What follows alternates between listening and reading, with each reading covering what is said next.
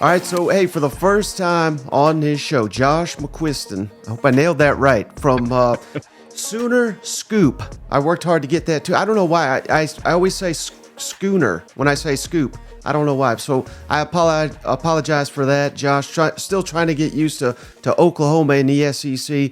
Thank you so much for joining the show. Glad to be here, Mike. I have watched your show before, so excited to kind of join you here, man. And like we were talking about, it's a whole new world where that I am covering a school that has SEC connections and is directly part of the conference. That is going to take a while to get used to. Yeah, and you guys do a heck of a job, part of the On3 network. You got many YouTube shows. I love watching Eddie Radovich, George Stoia. Those are the guys that have kind of like introduced me to all the drama there in Norman. So I can't recommend that enough. But obviously I got to ask you, life in the SEC. I know it's not official, but we have kind of opened our arms to Oklahoma and Texas over the last 12 months. How's it feel to leave that lower level pro conference and come play with the big boys? Well, it is. It's one of those things where, and I feel like there was that whole excitement period for OU fans, like they're going to play in the SEC, and it's no more Iowa State in late October. It's going to be, Tennessee on the road, like all these things that they're super excited about, and for good reason. But at the same time, there's a part of me that's like, guys, they're returning a lot on this team. That defense should be in pretty good shape. Got some talent coming back on offense, although there's some rebuild there. But this is, without some changes, this is a team that's going to have to fight to get to the areas you're used to playing in. So that is, I think you kind of have that grace period where it's just fun and exciting. And now as you start to look at it and you start matching up rosters, you're like, oh, okay, this is real. This is when it happens. Hiring Brent Venables and all his success at Clemson, we're all well aware of that. I've already seen a big turnaround at Oklahoma. Not that the program needed turnaround, but in today's college football, when a coach leaves, star players leave, so there was work to be done. But clearly, year one, year two, massive step forward. What's the confidence level that the Sooner fan base has that Brent Venables is the right guy to get Oklahoma ready, particularly in the trenches, for life in the SEC? I think there is still quite a bit of confidence. I think his voter rating, or whatever you'd like to call it, I think it's still pretty high. There's still a lot of belief in him. He's one of those guys that does a great job connecting with the fans. They get what he's saying. He really kind of talks to them, with them, not really at them. It's just he's got a way about him that I think is very endearing to fans. And you know how that is. Guys like that always get a little more leniency. They're a little easier to accept that, obviously the first year was just not at all what anybody wanted or expected at Oklahoma. So having this year to show, okay, this is headed in the right direction. They definitely made some improvements. I think that bought some leniency, some consideration. But again, you look at the schedule next year where, and I know we'll get into it, but it is a brutal schedule for what, 10 years ago, somebody might look at that and say, oh, that's not that bad. For the SEC, that's okay. That's a pretty manageable thing, but you're playing a lot of teams that are going to be kind of at their high tide. And so you just kind of wonder, how does Oklahoma navigate that? Right. And I can tell you, Josh, being a Tennessee grad, speaking to a lot of Tennessee fans, short of Tennessee, there was probably no one they were rooting harder for last year than Brent Venables at Oklahoma, because they're all so fearful that Josh Heupel could leave and be the next Oklahoma coach. Mm-hmm. And I realize there's a big backstory to all that, but would that ever happen? Could that ever be mended to the point to where, let's say Venables does a great job, whatever, it goes to the NFL, best case scenario, I would think for Oklahoma fans. Would they even consider Josh Heupel? Can you soothe the minds of Tennessee fans here, or is that even realistic? I've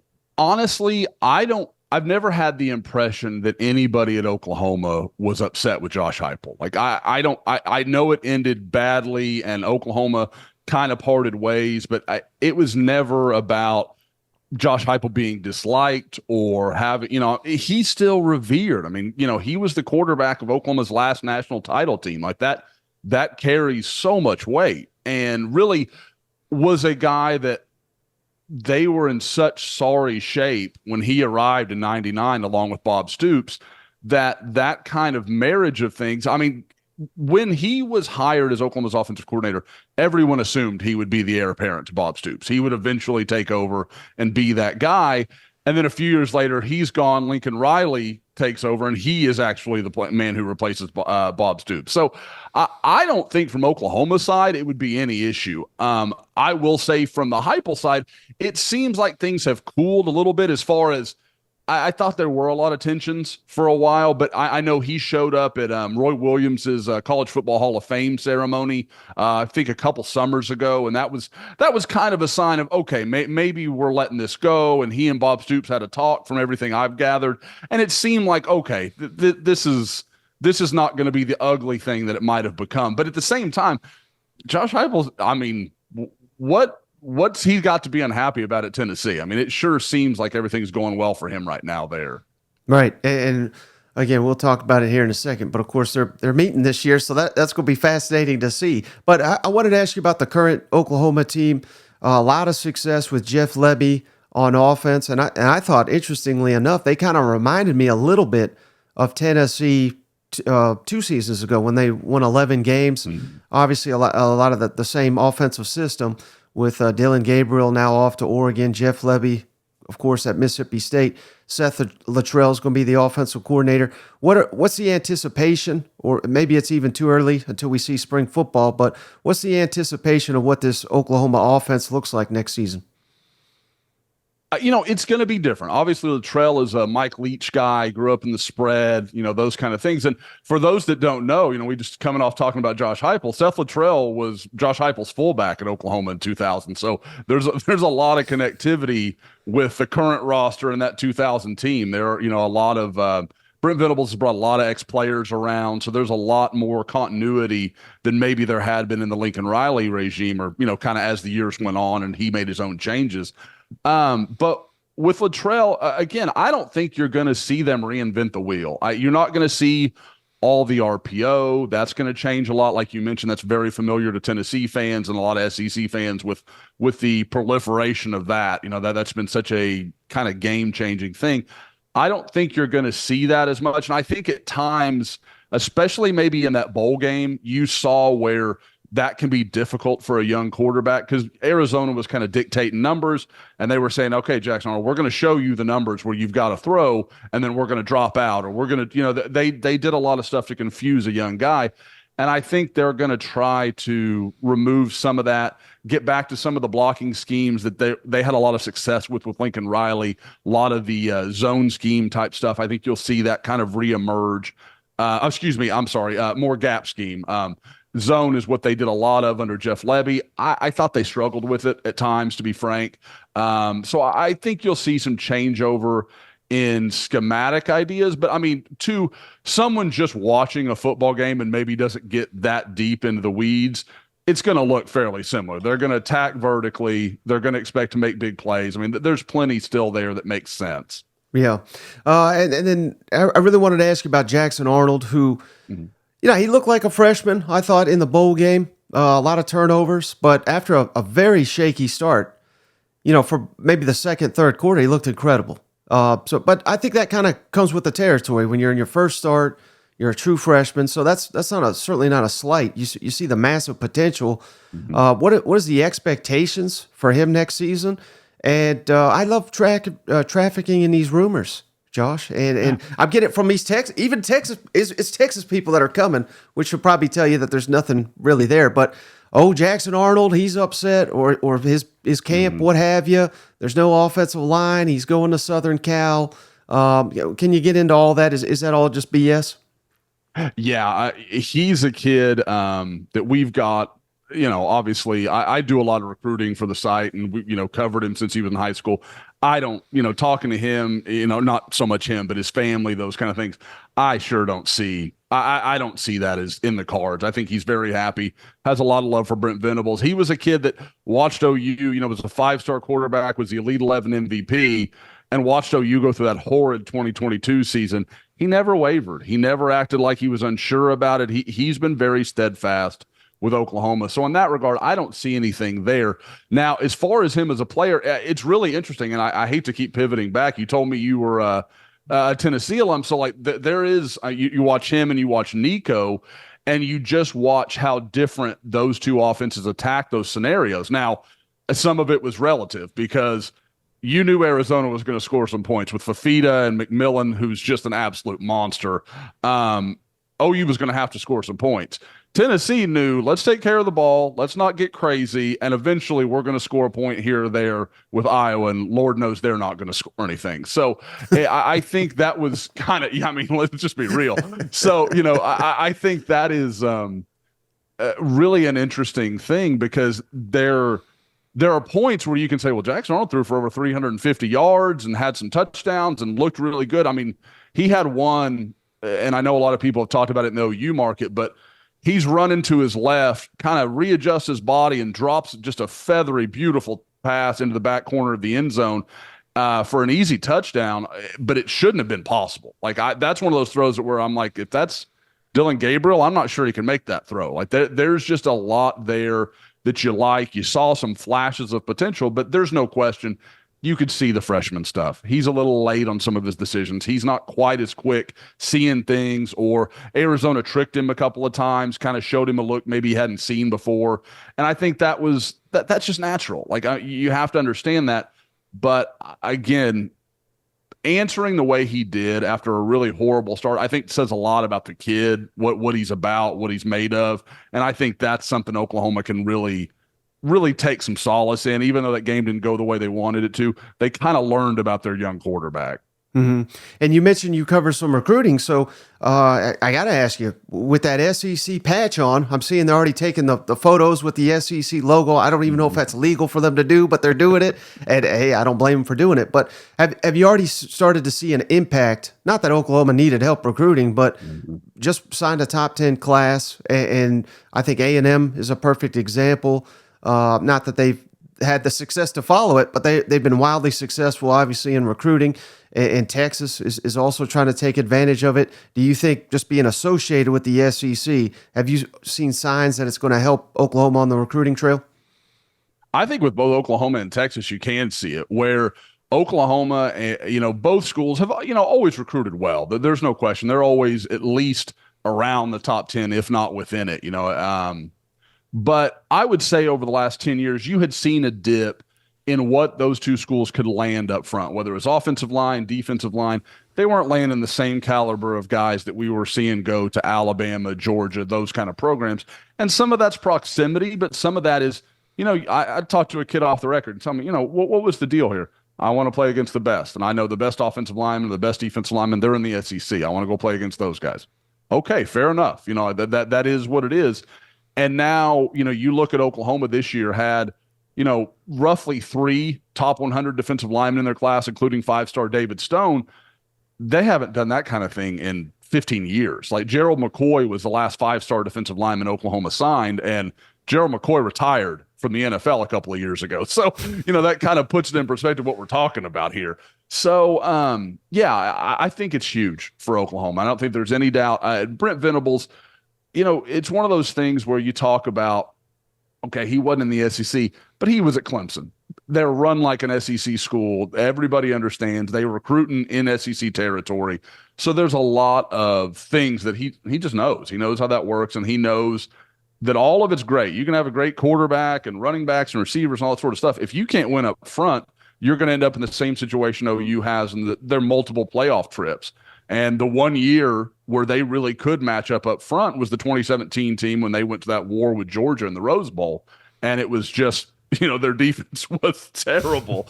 But offensively, they had a bunch of NFL guys on their offensive line, and they really slowed Georgia down up front. So that is, they know what the reality is. And I do think it's definitely helped. I mean, he's had some outstanding classes so far. And it's just about continuing to build, because that's the thing I keep telling OU fans. That 1 or 2 classes is great. Georgia's got 4 of them. So you got to just keep stacking and stacking and stacking. And that's how you start to get into that area where if you lose your one elite pass rusher, you've got another guy that can come in and at least play well for you.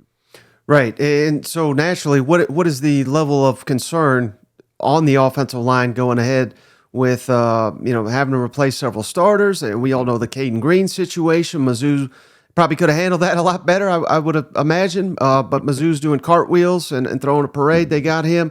But now going into this much more difficult league, particularly on the line of scrimmage, what's the confidence or concern level on that offensive line?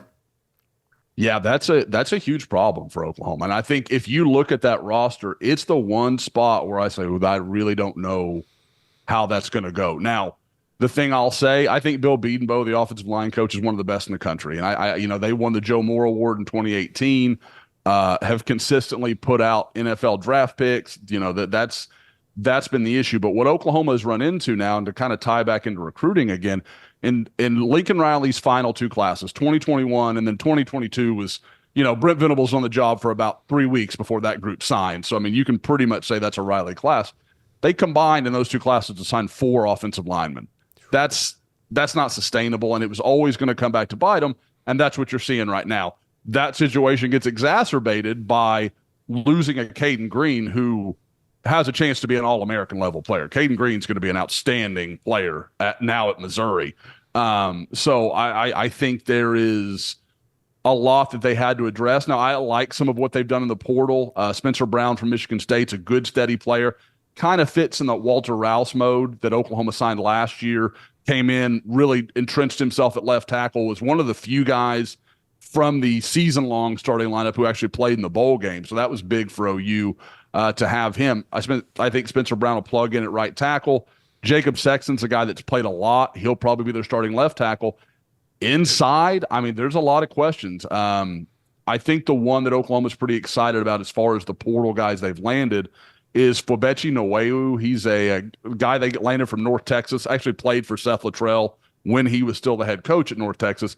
They think he's going to be a really good one. There's a lot of excitement. Talking to people at North Texas, they thought that was a really good, even if whatever bitterness they may have, there was definitely he's really good. OU did well to get him. So I think there's room for optimism. The problem with Oklahoma is I think they can get to where they have a good starting 5. It's at least, middle of the league in the SEC. Not special, not a great group, but they can be solid. If they have any injuries, their numbers are really, really concerning. It's because a lot of their depth, a lot of their backups are going to be either redshirt freshmen or true freshmen, and none of them have played any meaningful football. Mm-hmm. And now, how about switching to the defensive side of the ball? Ted Roof out, Zac Alley, younger guy who I believe he played or coached with Venables at Clemson. Thoughts on that decision? And is this? What's your confidence level that this is going to be an upgrade? It's pretty considerable. And I want to say, from everything we've gathered, and Zac Alley was a name when Brent was hired, you heard he was a possibility for defensive coordinator job, but he was only 27 years old. I think he'd spent 1 year at ULM at that point. So there wasn't a lot of track record to say, oh yeah, he deserved this kind of step forward. Ted Roof, I never loved the track record. I know everybody will tell, oh, he won a national title at Auburn. We know who won the national title at Auburn. He's playing quarterback. Like, let's just be real about that. So, and again, Ted Roof's an incredibly nice guy. Like, I don't mean to bag on him at all, but it just, I didn't think he was the right guy. And I think the biggest move that I like about this is not only that I think Zac Alley's a talented young coach, at the same time, and I should note, Zac Alley hasn't even officially been announced yet. We all just kind of know it's happening. Like, he has been spotted around Norman. Like, we have heard plenty of indication that he has been around the facilities, but for some reason it hasn't been announced yet. So I don't know what to make of that, but I don't think it's any issue. What I will say is what I like and what we've heard is a big part of this is Brent Venables kind of acknowledging, I've got to hand this defense off to someone I trust, someone I think is going to do a good job with it, knows what I want to do, can implement my thoughts, my methodology, much in the same way that we've seen Kirby Smart do at Georgia, the same way Nick Saban did for years at Alabama. It's not that he's not going to be involved. We know he is. but he wants to hand it off so that he can be the guy, watching the offense. Okay, I like that call. I don't like that call. Like I think at times last year he got stuck being the defensive coordinator and really wasn't as engaged as he needed to be sometimes in some of those late situations. Against Oklahoma State, I thought it bit him a little bit. Against Kansas, I thought it bit him a little bit. And so I think he kind of said, okay, the change has got to happen here. And I don't think he wanted to hand the reins to Ted Roof. He wanted to hand it to Zac Alley. Mm-hmm. Now, I know we're running short on time here, Josh, but I just wanted to ask you real quick. SEC, I mean, this is going to be so much fun. Teams going to Norman and Oklahoma going to the SEC. I'm going to run down their SEC slate real quick. Tennessee at home, at Auburn, Texas, of course, that's a neutral site. South Carolina at home, at Ole Miss, at Mizzou, Alabama at home. That's going to be great. And at LSU. Is there one game, and let's move aside from Texas because we all know how big that is to Oklahoma fans. Is there an SEC game that Oklahoma fans, more than any other, that you're hearing from are excited about? I would say I'd say there are two that kind of jump out. Tennessee, obviously, we kind of talked about it earlier. Josh Heupel returning, leading the program, obviously a really good one. And I mean, Mike, there's going to be some hype over the whole Jackson Nico thing. Like people are going to get excited about two young, really talented quarterbacks, facing off. That's a storyline that people want to write about. So I think that's one for sure. But the Missouri situation, Missouri has, and I joked about this with Braden Gall, who, obviously I know, but there was talk when everybody was working on the schedule, like, oh, Missouri's going to, they've got to play Oklahoma. That's an old Big 12, Big 8 rivalry. And I said, I think I tweeted it out several times, said, this is not a rivalry. Like Oklahoma, I mean, it's the rivalry in the way your little brother's a rival. Like, no, and that's no shot at Missouri. Oklahoma's they ran the Big 8 for decades, and Missouri was a good program that, got to a bowl from time to time. Like they weren't playing the same sport. And then you've watched over the last couple of years where Oklahoma, had a commitment from Luther Burden. Missouri flipped him away. You got the Caden Green situation. Williams Nwaneri, the number one player in the country that a lot of people thought Oklahoma was going to land. Missouri keeps him home. So it's kind of become a battleground state for Oklahoma and Missouri. And I think that is one that people are going to be very excited for in Norman. There's no doubt about it. And can you give us any tips on dealing with Texas fans? Because they're passionate. That's the nicest way I could say it. They're very passionate. It is. Well, and again, it's so interesting that this is happening when it is. Like Texas finally finds their feet, man. They're ready to go again and look like another really good team next year for Steve Sarkisian. But I mean, the thing I would say is most Texas fans, like, they'll talk their talk, and that's fine. But you give it back to them, they're fine. Like, most of them don't get too sore about it. It's the ones, but I mean, should you be a Tennessee fan that throws the horns down or a Georgia fan and they get upset? Those aren't your people anyway. Don't worry about those people. You don't want to hang out with them. You don't have a beer with them anyway. So I think that's what I would suggest. There are plenty of good-natured Texas fans that can have some fun with you. But, use the horns down as an elimination process. You can get rid of the ones you don't want to be with anyway. Yeah. Before you go, Josh, can you tell my audience how can they follow you and what you guys got going on over at Sooner Scoop? I know you just launched a new YouTube show that very excited to check out.